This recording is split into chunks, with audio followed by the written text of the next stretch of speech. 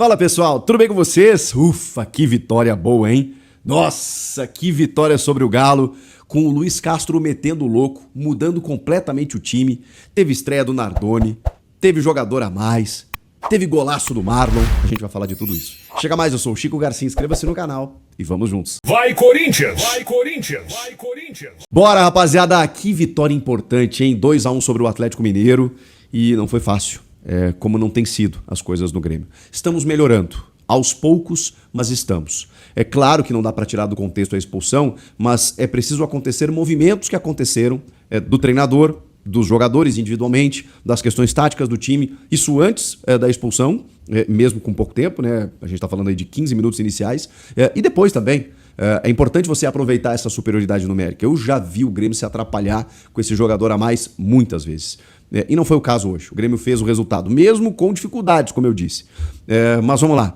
O Atlético Mineiro está vivendo lá a sua crise, inclusive trocou de treinador, e o Barba Eduardo Domingues, o campeão argentino, assistiu o jogo das tribunas e vai estrear justamente na próxima rodada contra eles. Pois é.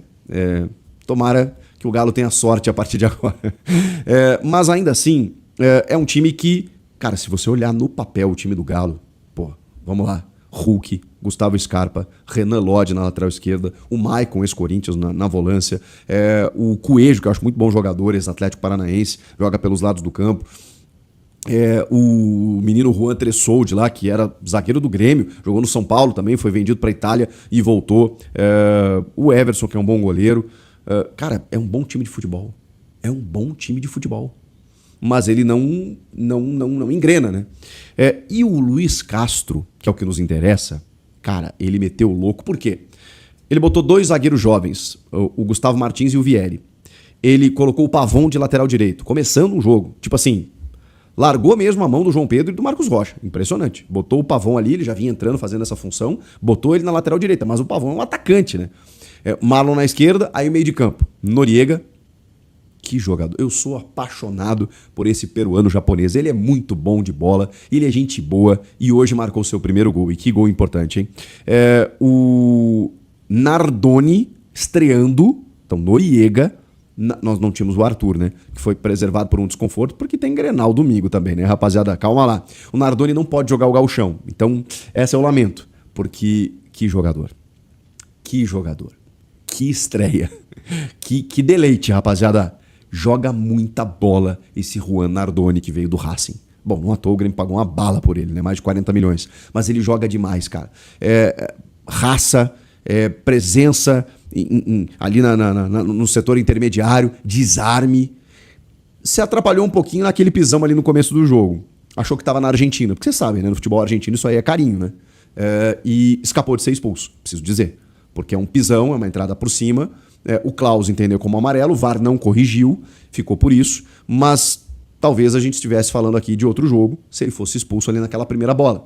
Talvez por ter sido muito cedo, primeira jogada, primeira chegada, estreia dele, a arbitragem tem aliviado. E tem um quê, né, que tem uma disputa de bola ali, enfim, tem argumento para você não expulsar, mas eu preciso dizer que ele escapou, porque poderia ter sido expulso o Nardoni naquela jogada. Mas ele mostrou que ele é esse cara, né? Ele morde, ele chega junto, ele tem uma capacidade de ler jogo também, ele se apresenta, eu vi muitas vezes pisando na área, quando o jogo se desenrolava lá pelo lado esquerdo, ele apoiava um pouquinho e entrava na área para servir de tabela. Até porque o Galo estava mais retraído naquele momento do jogo. Mas enfim, adorei a estreia do Nardoni. E o Gabriel Meck, jogando por dentro, titular. Esse foi o time do Luiz Castro, cara. Com Amuso, Enamorado e Carlos Vinícius. O Luiz Castro, antes da expulsão, antes de qualquer coisa, antes da bola rolar, ele escalou um time, vamos pra dentro deles. E aí ele foi ajudado, né, beneficiado, favorecido, num termo não em relação à arbitragem, né, mas pelas circunstâncias do jogo, com a expulsão do Natanael, que foi merecidamente expulso. Ele dá uma tesoura no Marlon, depois que a bola já tinha se desvencilhado. O Klaus precisa ir no VAR, ele dá o amarelo, precisa ir no VAR, e acaba expulsando o Natanael. Claro que muda o jogo. Já estava ataque contra a defesa nos primeiros 15 minutos, mas claro, tinha muito tempo de jogo. A partir dali, vira completamente ataque contra a defesa. Mas aí um Grêmio ainda afobado no primeiro tempo. Chutes a média distância horrorosos. Uma afobação para tentar uma bola aérea em que o Galo acabou tirando quase todas. o Grêmio chutou muito pouco, e quando chutou, chutou na lua. Não aproveitava escanteios, fazia cobranças curtas, ia voltando, e o Galo todo recuado. Pô, você não joga na área, você vai voltando até a bola chegar no Everton. O Grêmio sem uma dificuldade de construir jogadas. Então, assim, o primeiro tempo me irritou, tá? Me tirou do sério. Por quê? Porque você pensa o seguinte, cara, você tá com um a mais desde os 15 minutos iniciais. Você tem que fazer um gol no primeiro tempo. Até para obrigar o adversário a sair mais e aí o espaço vira teu. Quando esses caras seguram o 0-0 até o intervalo, pô, dá tempo do treinador adversário pensar numa estratégia, pensar até em, quem sabe, cara, daqui a pouco a gente consegue até ganhar o jogo. Claro, o cara tá na dele, tá pensando isso. E a gente não conseguia furar esse bloqueio. E outra, a gente não tinha tanta alternativa assim no banco. O que a gente ia fazer pro segundo tempo? O Castro, ele já meteu o louco na estreia. A gente tá com alguns desfalques e tudo mais. O que você ia fazer para mudar o jogo? O que ele fez em algum momento? Ele teve que botar a molecada. Botou o Jefinho, que entrou muito mal, errando tudo. Errou tudo o Jefinho. Não tinha muito o que fazer. Enfim, mas no segundo tempo, o Grêmio começou a ter um pouquinho mais de tranquilidade para construir. Então, sabe aquelas jogadas pelo lado esquerdo, Mac, Marlon, ultrapassagem e tal, o Pavon e o enamorado lá pelo lado direito, o Carlos Vinícius tentando o pivô, a construção de meio ali, o Noriega avançando muito, os zagueiros avançando muito, claro, o jogo se apresentava dessa maneira. E aí, vejam só, a bola vai para a área, quase saiu o gol, volta para o Marlon cruza para a área, que era o que faltava acontecer no primeiro tempo, e o Noriega faz o primeiro gol. Aí eu pensei, bom, destravou, né? Fizemos gol, beleza.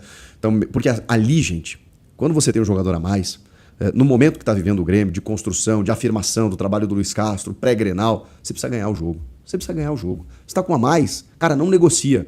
Seria uma crise danada o Grêmio em casa não vencer o Galo com um jogador a mais. Escrevam o que eu tô falando. O Grêmio faz 1-0. E de repente entrega um gol pros caras. Mas assim, entrega. O Everson faz uma reposição, a bola vai lá na área, o Vieri se atrapalha completamente. E o Vitor Hugo acaba fazendo o gol por cima do Everton. Um bate-cabeça total da defesa, especialmente do Vieri, né? Que eu acho até que fez um bom jogo, mas ele falhou demais nesse lance, preciso referir. E ali você entrega um gol pro adversário que nem tava esperando esse gol. O Galo, depois que ele toma o gol, em que ele sabe que ele tem um a menos, o Galo foi tipo assim, cara, eu não vou fazer, eu vou fazer, até caiu o microfone, eu vou fazer mais nada nesse jogo, vou esperar o tempo passar. E de repente o Grêmio oferece um gol pros caras. Bom, era tudo que eles queriam, né? Pronto. E isso que o técnico do Atlético começou até a lançar uns caras mais de ataque, né? Uns caras até que eu não conhecia, né? Pra quem acompanha mais o Atlético, né? Uns gringos lá e tal, e o Atlético começou a se empolgar em determinado momento.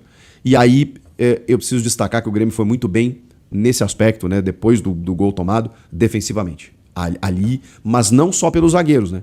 Aí você tem o Marlon que defendeu uma enormidade. O Marlon, para mim, foi o destaque do jogo, pelo gol da vitória, mas pelo que ele marcou também. E aí eu via o Galo se assanhando, tentando um jogo por dentro, associativo, e o Grêmio, que queria muito atacar, tinha uma recomposição muito boa. Muito boa.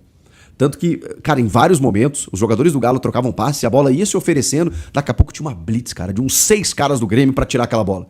Ninguém, sabe aquela história? Ninguém solta a mão de ninguém ficava sozinho. Os caras tentavam fazer um 2-1 pra chegar na cara do Everton. De repente, cara, vinha dos dois zagueiros, começava a baixar os dois laterais, o Noriega vinha pra terceiro zagueiro, o Nardoni já tava lá dentro, cara, tava um formigueiro azul na frente da área e o Grêmio tirava essa bola. No momento em que o Grêmio tinha que atacar, o Grêmio estava defendendo. Isso você pode entender como algo problemático, mas, cara, o Galo também estava na dele. Com jogadores rápidos que o técnico Lucas Gonçalves, né, o interino, colocou no segundo tempo, os caras tentavam ganhar o jogo. E o Grêmio conseguiu tirar e, obviamente, né, toca a bola no Amuso, toca a bola no Enamorado, tenta algum contra-ataque aí com espaço pra gente tentar fazer o segundo gol e matar o jogo.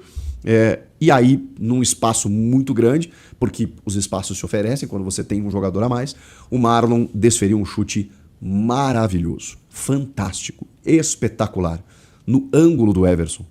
Primeiro gol dele no ano e, cara, eu gosto muito do Marlon, sou muito fã, gremista de coração, quis jogar no Grêmio, o cara que defende a gente nas entrevistas, é um cara muito, muito, muito nosso, sabe? E capitão do time hoje e, cara, fez o gol da vitória, foi premiado com isso, merece demais o Marlon. Eu sou muito fã e fiquei muito feliz pelo gol dele. Extravasou, né? E, cara, O Galo ainda deu sufoco. O Carlos Vinícius fez um gol que estava impedido, bem impedido, né? Mas o Galo ainda deu sufoco até os minutos finais. Mas aí, como eu disse, o Grêmio defensivamente também foi bem e deve ser elogiado.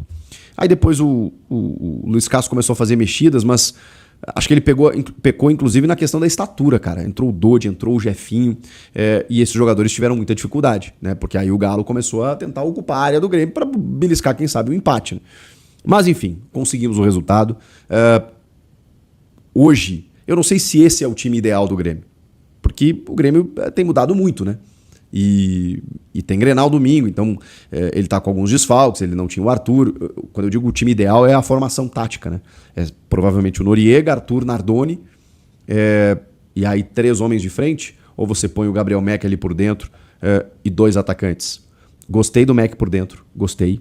Personalidade, conseguiu algumas enfiadas de bola, consegue um jogo mais... Ele consegue ter mais desenvoltura por dentro do que pelos lados. É curioso. Normalmente os formadores na base dizem o contrário, né? Que é mais fácil você pegar um 10 e jogar para o lado, porque ele vai ter mais facilidade de driblar. Que inclusive os camisas 10, né, os meias, eles acabam se perdendo, porque os técnicos de formação eles acabam jogando esse jogador habilidoso para o lado do campo. E o Meck me parece ter mais facilidade por dentro do que pelo lado. É curioso. Mas ele mostrou muito mais repertório jogando como meia. Gostei demais. O enamorado, eu acho que ele fez uma grande jogada que ele botou na cabeça do Carlos Vinícius que o Everson defendeu. Mas ele normalmente se atrapalhou. Ele é um jogador que ele tem algumas limitações. Precisamos entender isso. Ele pode ser que em algum momento ele consiga ter a vitória pessoal, mas ele vai ser isso. Ele vai oscilar muito, porque em vários momentos ele não deu prosseguimento na jogada, ele se atrapalhou com a bola. Ele é rápido e tudo mais, mas não sei se a gente consegue esperar muito mais do que isso, tá? O Amuso também estava descalibrado, né? Sempre aquela jogada daquela correria que ele corta para dentro, chuta, a bola vai lá em cima. Calma, Amuso, calma. O Luiz Castro tinha que chegar no vestiário e dizer assim, baixa a bola, baixa um tonzinho aí, né, que o decibel tá muito alto, dá uma segurada. E o Carlos Vinícius, né, pouco abastecido, mas ele é um jogador que a gente espera que ele esteja guardando os gols para o Grenal, porque agora tudo é Grenal. Eles estão na zona, a gente melhorou e o jogo é na nossa casa no domingo. Tem muito pra gente falar sobre o Grenal até domingo, tá? Por enquanto vamos desfrutar dessa vitória fundamental pra gente seguir respirando no Brasileirão, que é o que vale, tá bom? Comenta aqui, inscreva-se no canal e eu volto na próxima. Tchau!